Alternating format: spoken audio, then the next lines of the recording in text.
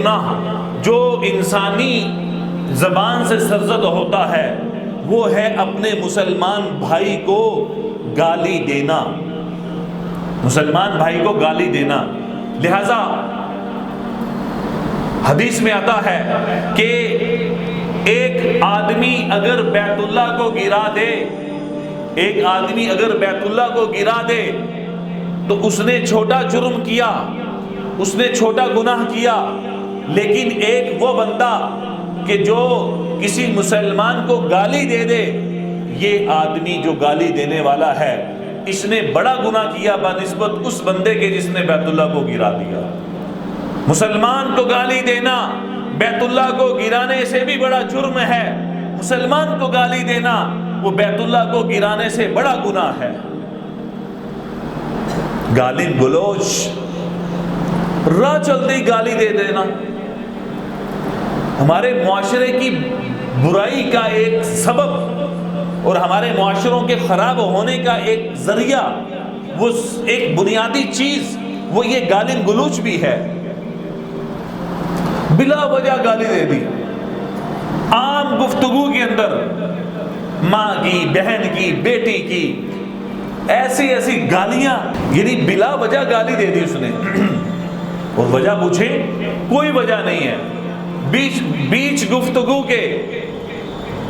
اس کی زبان سے گالی نکل رہی ہے، دوران گفتگو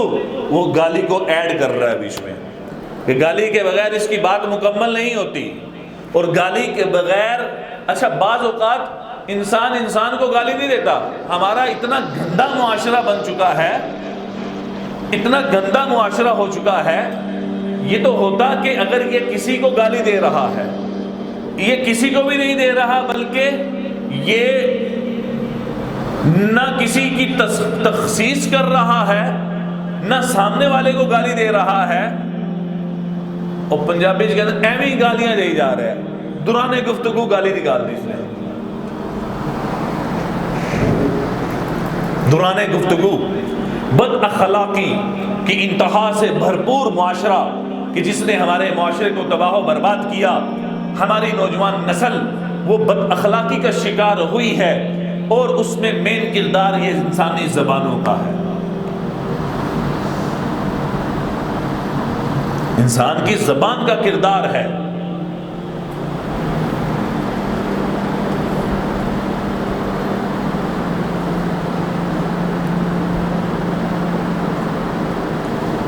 اور تعجب کی بات میں عرض کر دوں، جو گالیاں ہمارے معاشرے میں بکی جاتی ہیں، ان گالیوں کا حقیقت سے کوئی تعلق نہیں ہے، حقیقت سے کوئی تعلق نہیں ہے، بس اپنی زبان کو گندا کرنے والی بات ہے،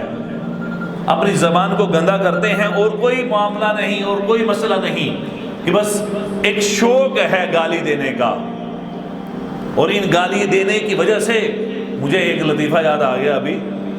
وہ ایک پنڈ کے چودھری صاحب تھے گاؤں کے، تو ان کو شوق تھا بہت زیادہ گالیاں دینے کا، وہ ہر بات میں گالی نکالا کرتے تھے، مشہور ہو گئے کہ یہ گاؤں کے جو چودھری صاحب ہیں یہ بہت زیادہ گالیاں دیتے ہیں۔ اللہ کا کرنا ایسا ہوا کہ اس نے درخواست دی حج کی، تو اس کا نام آ گیا۔ اب وہ جب جانے لگا حج کے لیے تو گاؤں کے بقیہ لوگ پریشان ہوئے کہ چودھری صاحب اتنے بڑے کام کے لیے جا رہے ہیں، یعنی حج کرنے کے لیے جا رہے ہیں، لیکن ان کی عادت تو بہت زیادہ گالیاں دینے کی ہے، یہ تو گالی بہت نکالتے ہیں، تو یہ اپنی زبان پر کنٹرول کیسے کریں گے؟ تو پتہ لگا کہ وہ چودھری صاحب اور ان کے ساتھ ان کا بیٹا یہ دونوں حج کے لیے چلے گئے۔ جب حج کر کے واپس آتے ہیں تو لوگ مبارکباد دینے کے لیے جمع ہوئے، تو کچھ لوگوں نے اکثر لوگوں نے یہ معلوم کرنا تھا، مبارکباد تو کم لوگ دینے آئے، یہ معلوم کرنا تھا کہ یہ تو چودھری صاحب گالیاں بہت دیتے تھے، تو حج پہ انہوں نے کیسے برداشت کیا ہوگا؟ آپ میں سے جو حج کیے یا جو عمرہ کیا ہوگا جنہوں نے، ان کو معلوم ہوگا کہ وہاں تکلیف بڑی پہنچتی ہے۔ تو وہ لوگ آئے جمع ہو کر پوچھنے لگے کہ چودھری صاحب ایک بات تو بتاؤ کہ آپ کی عادت تھی کہ آپ بہت زیادہ گالیاں دیتے تھے، تو آپ کیسے صبر کرتے رہے؟ وہ کہنے لگا میرا بیٹا اس کا جواب دے گا۔ ان سے پوچھا ہاں بھی تمہارے ابا جی کی بات گالیوں کے حوالے سے پوچھنی ہے؟ تو اس کا بیٹا کہنے لگا کہ ہم جب حج کے لیے روانہ ہونے لگے تو میرے والد صاحب نے نیت کی کہ میں خاموش رہوں گا، میں کوئی گالی نہیں دوں گا، لہذا غصہ تو ان کو آتا تھا، تو انہوں نے مجھے کہا کہ بہت ساری پرچیاں لکھو اور ان پرچیوں کے اوپر گالیاں لکھو۔ ایک پرچی کے اوپر گالی لکھی، پھر دوسری پرچی پر، ہر پرچی پر گالیاں لکھی ہوئی تھی اس نے۔ تو اتنی گالیاں جمع ہو گئی، کافی ساری پرچیاں میرے پاس تھی۔ ابا جی نے عہد کر لیا کہ میں بولوں گا نہیں، لہذا جب وہ حج کے لیے ہم گئے پہنچے تو جب کبھی ابا جی کو کوئی تکلیف پہنچتی تھی تو میرے ابا جی مجھے کہتے تھے ایک پرچی دے دے، اگر کوئی دھکا دیتا تو اس کو بھی کہہ دیتے کہ اس کو بھی ایک پرچی دے، کوئی مسئلہ بنتا کہ اس کو بھی ایک پرچی دے دے، اگر کوئی زیادہ مسئلہ بنتا تو کہتے کہ اس کو 2 پرچیاں دے، اس کو 2 پرچیاں دے۔ گالی کبیرہ گناہ ہے، کبیرہ گناہ۔ عام گفتگو کے اندر بھی زبان سے گالی نہ نکالیں۔ بہن کی گالی اتنی خطرناک ہے کہ ہماری عام گفتگو کے اندر نہ ہم کسی کو نشانہ بناتے ہیں، نہ ہم کسی کی تخصیص کرتے ہیں، نہ ہم کسی کو مخاطب بنا کر گالی دیتے ہیں۔ عام گفتگو کے اندر ماں کی اور بہن کی اور اس قسم کی گالیاں وہ اس قدر عام ہو چکی ہیں، اس قدر عام ہو چکی ہیں کہ یہ ہماری گفتگو کا اور ہماری معاشرت کا ایک حصہ بن چکی ہے۔ اس لیے اس گالی کا تعلق بھی انسانی زبان کے ساتھ ہے۔ میری امت کہ جب میری امت